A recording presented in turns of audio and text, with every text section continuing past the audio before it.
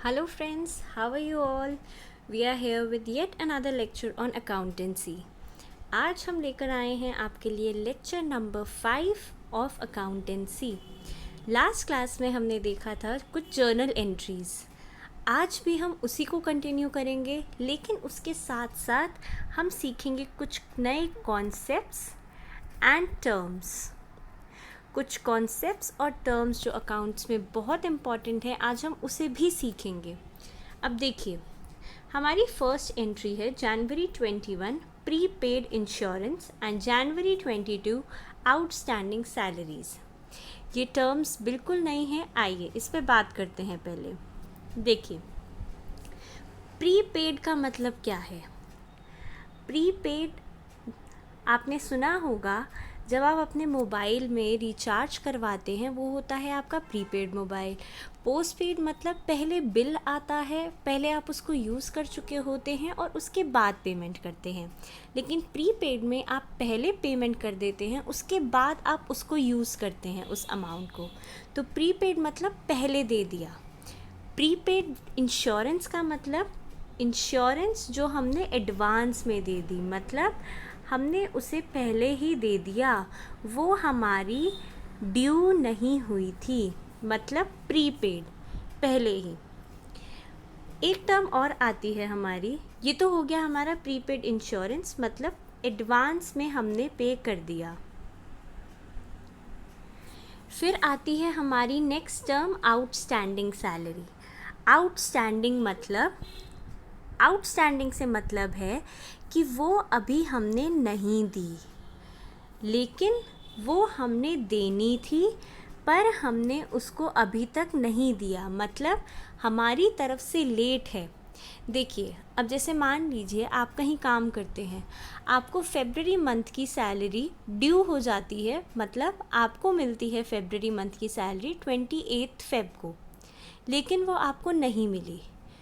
तो मार्च में वो आपकी जो सैलरी है वो आपके ऑफिस के लिए हो गई आउटस्टैंडिंग, मतलब आपके ऑफिस ने वो देनी है पर आपको अभी तक वो नहीं दी।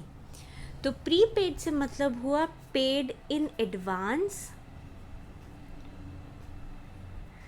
और आउटस्टैंडिंग से मतलब हुआ जो देना था पर अभी तक हमने नहीं दिया। ठीक है। अब देखिए, कुछ और टर्म्स भी आती हैं। एक होती है हमारी अक्रूड इनकम। अक्रूड से आप याद कर सकते हैं अर्नड, ये दोनों थोड़े सिमिलर साउंड करते हैं। अक्रूड, अर्नड, मतलब अक्रूड इनकम वो है जो हम अर्न तो कर चुके हैं पर अभी हमें रिसीव नहीं हुई है वो। मतलब कि देखिए, हमने किसी को सामान बेचा तो हम वो इनकम तो अर्न कर चुके हैं, लेकिन अभी उसने हमें पैसे नहीं दिए, तो वो हो गई अक्रूड इनकम। अब ऐसे ही आता है अनअक्रूड इनकम,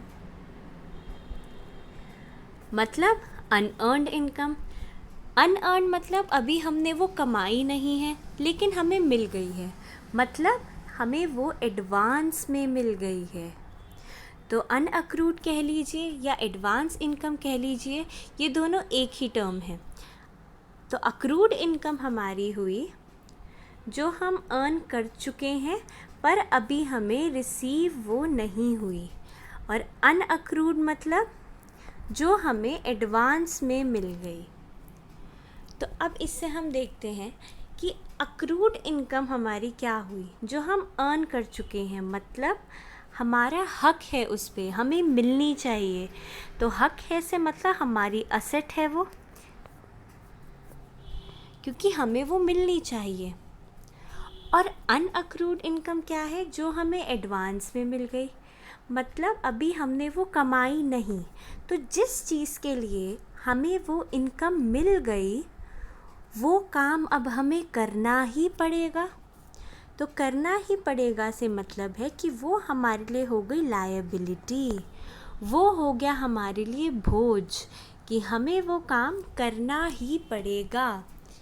तो ये हमने यहाँ पे सीखे 4 कॉन्सेप्ट्स। एक सीखा प्रीपेड, एडवांस में जो हमने पे कर दिया, आउटस्टैंडिंग जो हमने देना था पर अभी तक नहीं दिया, एक सीखा हमने अक्रूड, जो हमने अर्न कर लिया पर रिसीव नहीं किया। एक सीखा हमने अनअक्रूड, जो हमने अर्न नहीं किया पर रिसीव कर लिया, मतलब एडवांस में रिसीव कर लिया। चलिए अब इसकी हम एंट्रीज देख लेते हैं। तो हमारी जनवरी 21 की एंट्री है प्रीपेड इंश्योरेंस ₹6500। तो प्रीपेड इंश्योरेंस मतलब हमने एडवांस में दे दी। तो उसका क्या मतलब हुआ, हमने एडवांस में दे दी तो हमारे लिए है वो असेट। तो असेट अगर हमारी कोई है तो उसको हम करते हैं डेबिट, ठीक है। इंश्योरेंस मतलब था वो हमारा एक्सपेंस इंश्योरेंस का, जो अभी वैसे हमें देना नहीं था। तो एक तरह से वो हमारा एक्सपेंस जो इनकर नहीं होना था।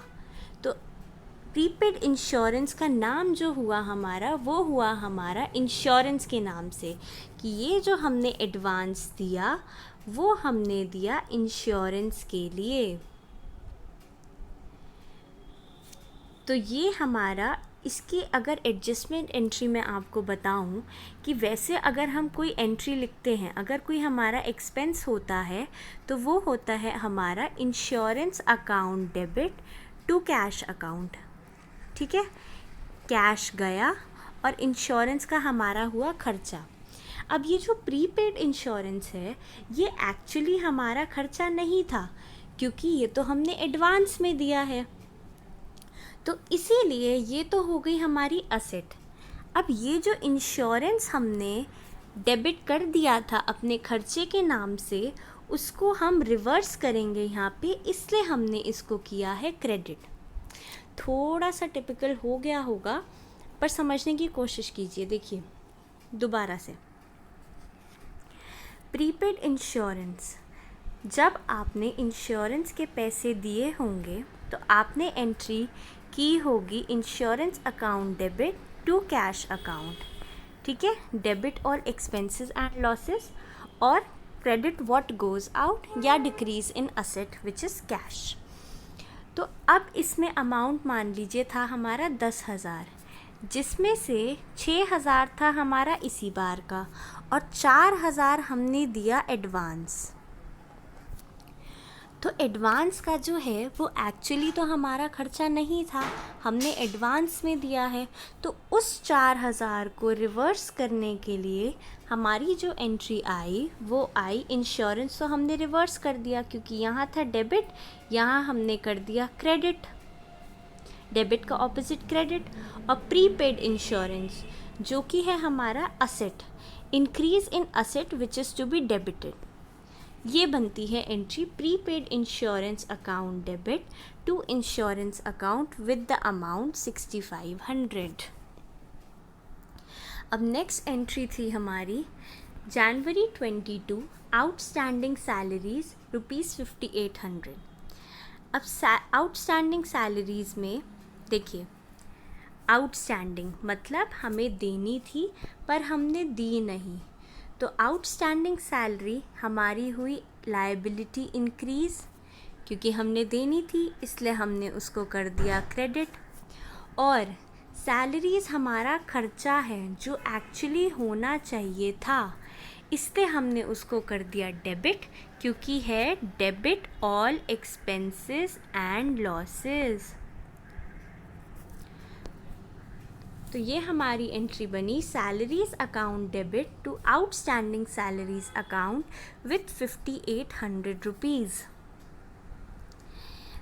ठीक है, दोबारा कर लेते हैं। सैलरीज हमारा खर्चा था जो होना था, लेकिन हमने किया नहीं।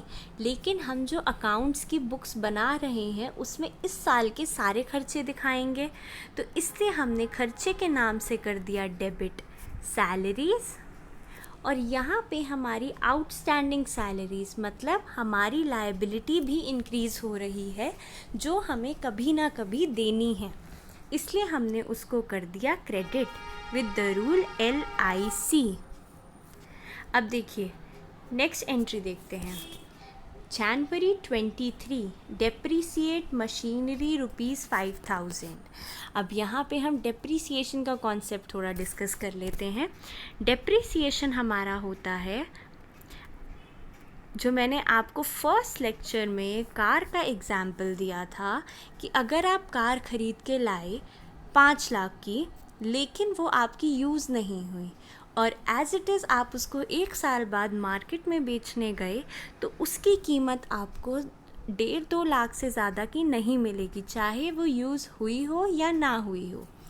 तो ये जो decrease in value of asset है विद पैसेज ऑफ टाइम, या फिर अगर वो यूज़ भी हुई होती तो भी आपको कम ही पैसे मिलते। तो decrease in the value of asset with passage of time or with use or with change in technology is called depreciation।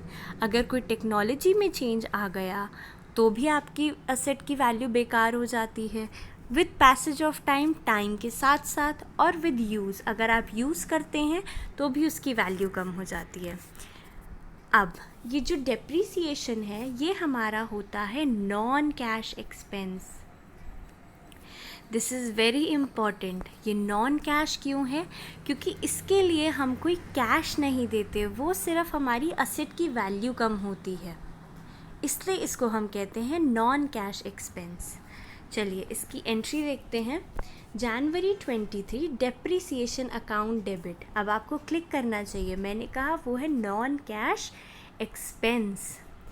तो expense, all expenses and losses are to be debited, क्योंकि ये है हमारा नॉमिनल अकाउंट। अब to machinery account, हमारी, मैंने आपको बताया कि हमारी असेट की वैल्यू कम हो रही है, तो असेट की वैल्यू अगर डिक्रीज़ होती है तो वो होती है क्रेडिट, इसलिए हमने मशीनरी को कर दिया क्रेडिट, जो कि है असेट विद द अमाउंट 5,000। और नरेशन लिखना ज़रूर याद रखना, बीइंग डेप्रीसिएशन चार्ज्ड। अब ऐसे ही एक हमारा कॉन्सेप्ट होता है एप्रीसिएशन का। एप्रीसिएशन एक लैंड का होता है और बिल्डिंग का होता है। टाइम के साथ साथ ज़मीन की कीमत या किसी बिल्डिंग की कीमत बढ़ती है, तो वो हमारे लिए एक तरह से हुआ फ़ायदा, क्योंकि हमारी वैल्यू बढ़ी। होती वो भी नॉन कैश इनकम है, लेकिन होती हमारी इनकम ही है, तो उसकी एंट्री हमारी बनेगी building account debit to appreciation.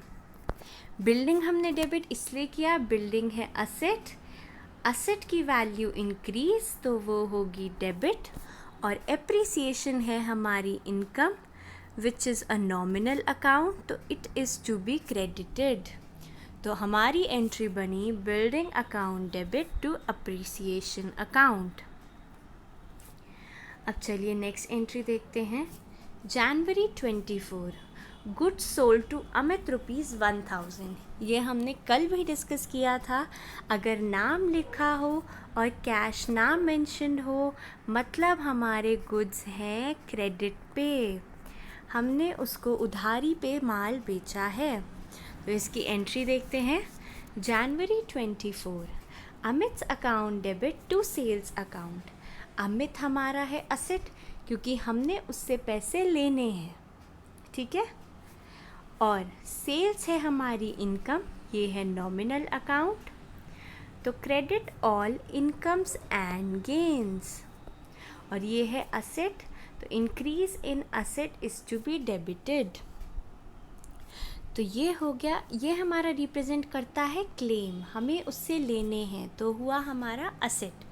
तो ये बन गई entry Amit's account debit to sales account with the amount 1,000। अब नेक्स्ट एंट्री बहुत मज़ा आएगा इसमें, देखिए। January 25 received from Amit ₹950 in full settlement. ये एंट्री क्या होती है? देखिए, फुल सेटलमेंट से मतलब कि हमने उसका अमाउंट जो है, उसका अकाउंट जो है वो बंद कर दिया। उसने हमारा फुली सेटल कर दिया अमाउंट, 1000 के 950 दे दिए उसने, तो 50 रुपये कहाँ गए, 50 का हमने उसको दे दिया डिस्काउंट। तो एंट्री देखते हैं इसकी, देखिए कैश अकाउंट डेबिट इंक्रीज हुआ हमारी असेट में, तो वो हुआ डेबिट विद ₹950।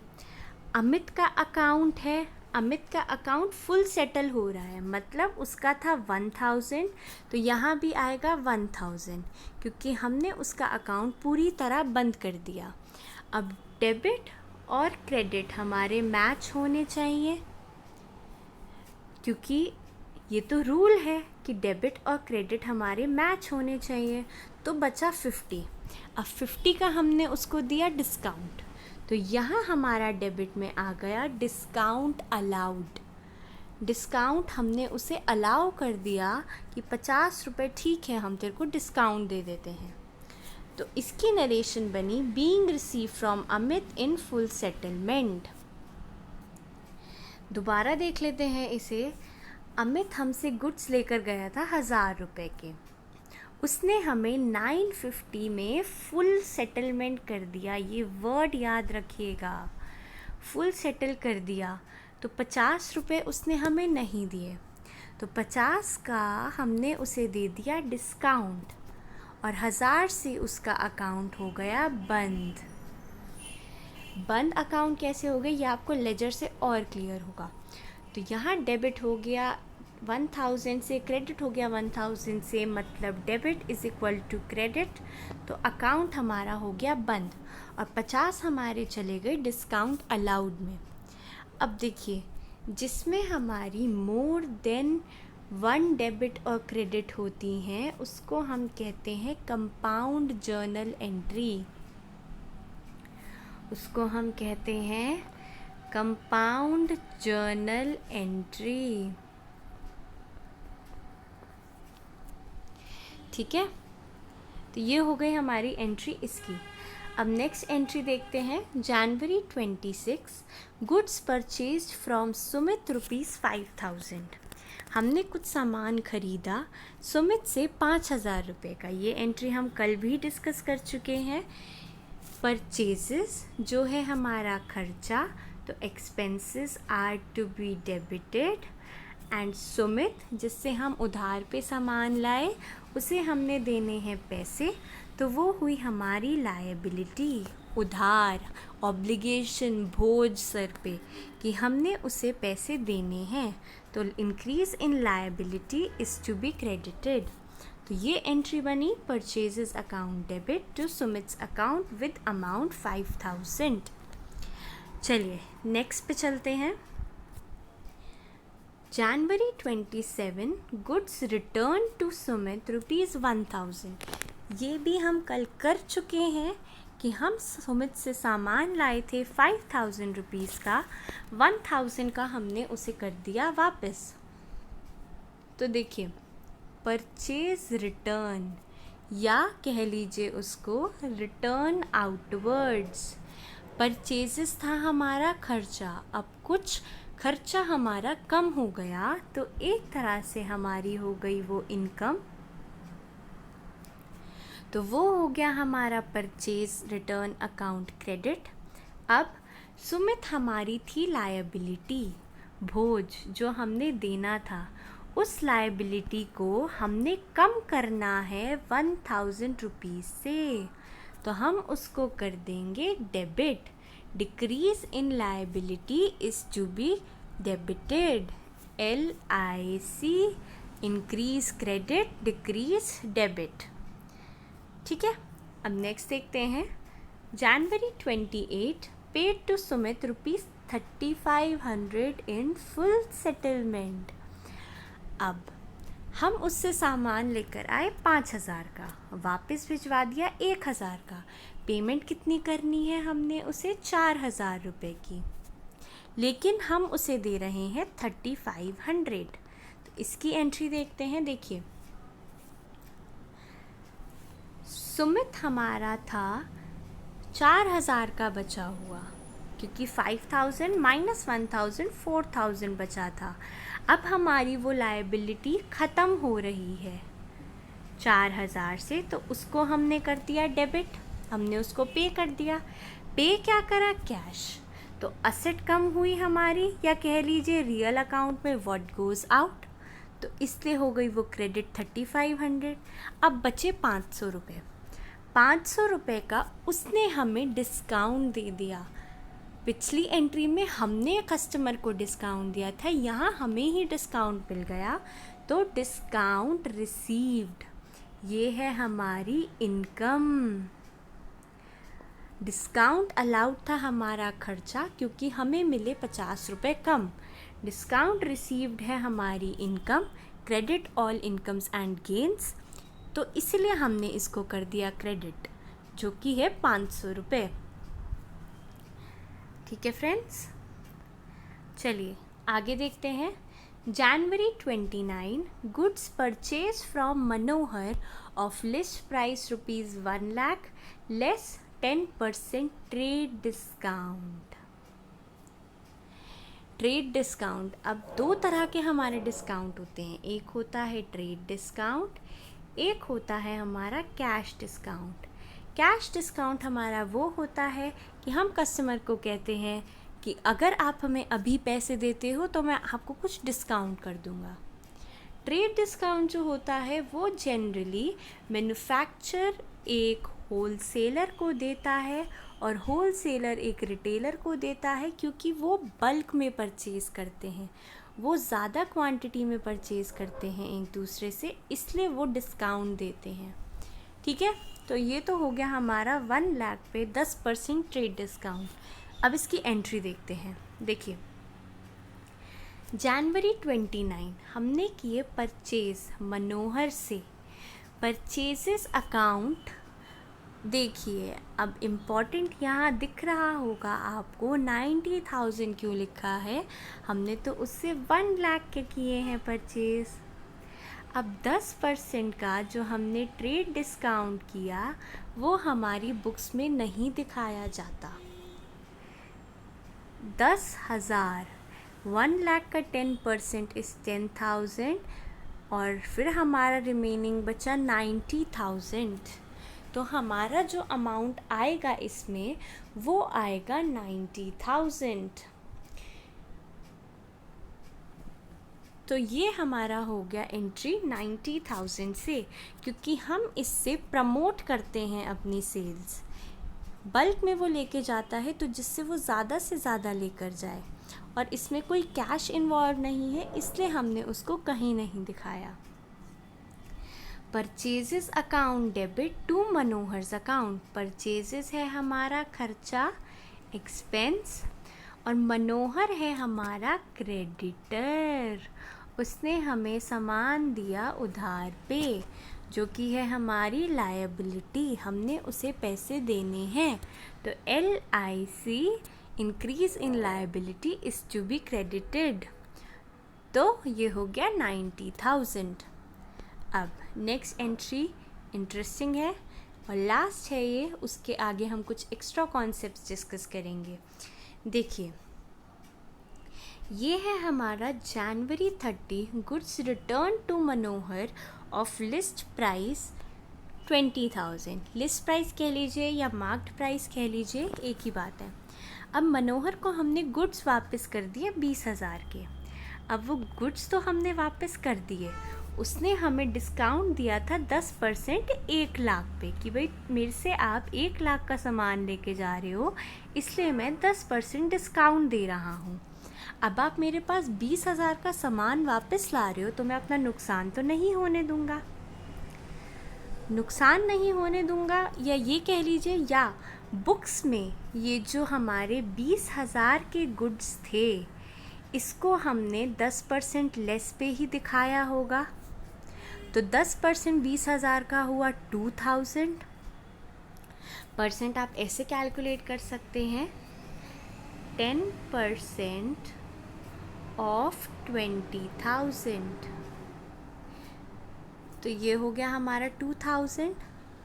तो ये जो हमारे 1 लाख में से 20,000 था, तो सारे गुड्स पे 10% डिस्काउंट लगाने का मतलब कि हमने जो रिटर्न किए उस पे भी 10% डिस्काउंट लगा होगा। इसीलिए जो हम अमाउंट दिखाएंगे वो दिखाएंगे 20,000 माइनस 10%। अगर आपको क्लियर ना हो तो आप कमेंट सेक्शन में डाउट पूछ सकते हैं, मैं कोशिश करूँगी कि पूरा क्लियर करके चलूँ। देखिए, अब मनोहर था हमारा क्रेडिटर 90,000 से, उसको हमने कर दिया सामान वापस, तो हमारी लायबिलिटी हो गई कम, तो मनोहर हो गया हमारा डेबिट विद द अमाउंट 18,000। और परचेजेस हमारा खर्चा था, कुछ अमाउंट हमने कर दिया वापस, तो एक तरह से हमारा खर्चा कम हो गया, इसलिए हमने उसको कर दिया क्रेडिट। खर्चा कम या इनकम मान लीजिए उसे, उसको हमने कर दिया क्रेडिट। ये आपको 10% वाला फिर समझा देती हूँ कि हमने 10% डिस्काउंट लगाया था 1 लाख पे, तो 1 लाख में जो 20,000 के गुड्स होंगे उन पे भी तो 10% डिस्काउंट लगा होगा ना। तो इसीलिए जब वो वापस करने आया, हम जब उसकी एंट्री रिवर्स करेंगे, डेबिट से हम क्रेडिट करेंगे, तो उतना ही अमाउंट क्रेडिट करेंगे जितना डेबिट हुआ था। तो इसमें 20,000 वाले के लिए हुआ था 18,000, इसलिए हमने यहाँ पे किया 18,000। ठीक है फ्रेंड्स, चलिए अब देख लेते हैं कुछ एक्स्ट्रा कॉन्सेप्ट्स जो कि बहुत इजी हैं पर बताना ज़रूरी है जर्नल ख़त्म करने से पहले। देखिए, अब ये एंट्रीज़ हैं, मैंने ये एडिशनल कॉन्सेप्ट्स के नाम से मैंने लिखा है कि अगर आप कुछ अपने गुड्स कुछ अगर आप चैरिटी में दे रहे हैं तो आपको वो भी बुक्स में दिखाना पड़ेगा। तो इसीलिए उसकी एंट्री जो बनती है वो बनती है हमारी फ्री सैम्पल्स कह लीजिए, अगर आप सैम्पल के तौर पे दे रहे हैं, या चैरिटी कह लीजिए, वो हो जाएगा डेबिट, क्योंकि वो हो गया हमारा खर्चा। ठीक है, तो खर्चे आर टू बी डेबिटेड, तो ये हमारा हो गया खर्चा, तो ये कर दिया हमने debit.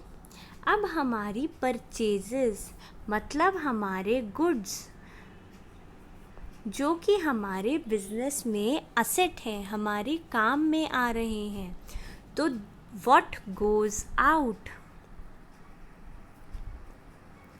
Credit what goes out, हमारे गुड्स चले गए बाहर, तो ये हो गया हमारा क्रेडिट। तो चैरिटी हमारा खर्चा हुआ तो वो हो गया डेबिट। परचेजेस हमारा असेट डिक्रीज़ हुई, हमारी इन्वेंट्री, हमारी स्टॉक डिक्रीज़ हुआ, तो वो हो गया हमारा क्रेडिट। ठीक है, अब नेक्स्ट हमारा आता है इंटरेस्ट ऑन कैपिटल और इंटरेस्ट ऑन ड्राइंग्स। अब कैपिटल से आपको याद आना चाहिए कि कैपिटल में हमने डिस्कस किया था कि कैपिटल हमारा बिजनेसमैन बिजनेस में लेकर आता है। ठीक है, तो बिज़नेस की ये ड्यूटी बनती है कि बिजनेसमैन को वो कैपिटल जो लाया है उसके लिए कुछ रिटर्न दे। उस रिटर्न को हम कहते हैं इंटरेस्ट ऑन कैपिटल। जो वो कैपिटल लाया उस पे उसकी जो रिटर्न बिजनेस ने दी उसे वापस, उसको हम कहते हैं इंटरेस्ट ऑन कैपिटल। अब इंटरेस्ट ऑन कैपिटल बिजनेस के लिए है हमारे एक्सपेंस, क्योंकि उसने बिजनेसमैन को देना है, तो वो हो गया हमारा debit all expenses and losses, क्योंकि बिजनेस ने बिजनेसमैन को वो देना है, तो वो हो गया डेबिट। अब वो अगर कैश की फॉर्म में लेकर जाएगा तो हो जाएगा टू कैश अकाउंट। अगर वो कैपिटल में ही ऐड कर दे, अगर बिज़नेस उसको कैपिटल में ही ऐड कर दे, तो बिज़नेस की लायबिलिटी हो जाएगी इंक्रीज़, क्योंकि कैपिटल भी बिज़नेस के लिए लायबिलिटी है, जो बिज़नेसमैन लाया है उसे वो वापस करनी है। वैसे ही इंटरेस्ट ऑन कैपिटल अगर वो कैपिटल में ही ऐड कर दे तो ये हो जाएगा LIC, इंक्रीज़ इन लायबिलिटी। अगर वो कैश में लेके जाता है इसे तो हो जाता टू कैश, अब वो कैपिटल में ऐड करवा रहा है तो हो जाता है टू कैपिटल। अब देखिए, अब हमने नेक्स्ट कॉन्सेप्ट डिस्कस किया था ड्राइंग्स का। ड्राइंग्स क्या था? जो पर्सनल अपने खर्चे के लिए बिजनेसमैन बिजनेस से निकाल के ले जाता है, जो बिजनेस से रिलेटेड ट्रांजैक्शन नहीं है। ठीक है, तो देखिए कैपिटल हमारा था जो बिजनेसमैन लाया था, अब ये बिजनेसमैन लेकर जा रहा है, तो इस पे जो हम इंटरेस्ट चार्ज करेंगे बिजनेसमैन से तो वो बिजनेस के लिए हो जाएगी इनकम। क्योंकि अगर बिजनेसमैन 5,000 रुपये लेकर गया, बिजनेस ने चार्ज किया उस पर इंटरेस्ट कि भाई आप मुझे जब ये रिटर्न करेंगे तो रिटर्न करेंगे 5200, तो 200 रुपीज़ का इंटरेस्ट लगा दिया। ये तो बिज़नेस को मुनाफा हो गया, फ़ायदा हो गया, तो ये हो गया हमारा credit all incomes and gains.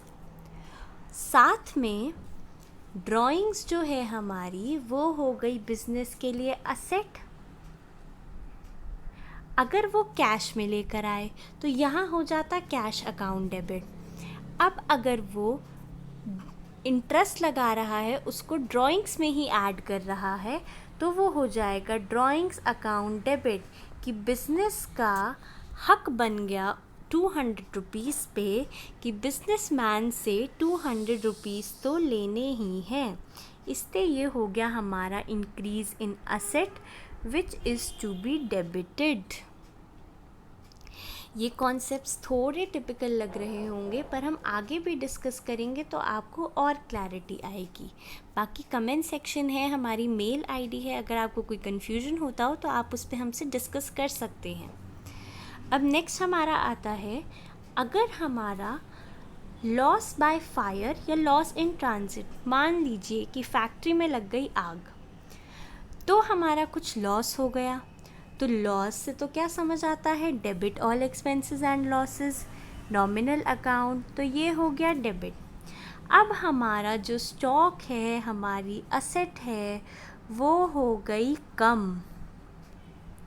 Increase होता है डेबिट, डिक्रीज़ होता है क्रेडिट, तो परचेसेस के नाम से हमारी असेट हो गई कम, तो इसलिए हमने इसको कर दिया क्रेडिट। हमारे जो नुकसान हुआ है उसको हम परचेसेस के नाम से दिखाते हैं, वो हो गया क्रेडिट। ठीक है, अब आज की लास्ट एंट्री देख लेते हैं। लास्ट एंट्री जो है हमारी, ये हम पहले भी कर चुके हैं कि जब बिजनेसमैन कैपिटल लेकर आता है बिजनेस में, तब हमने किया था कि वो कैपिटल लाया कैश की फॉर्म में 10,000 और कैपिटल 10,000।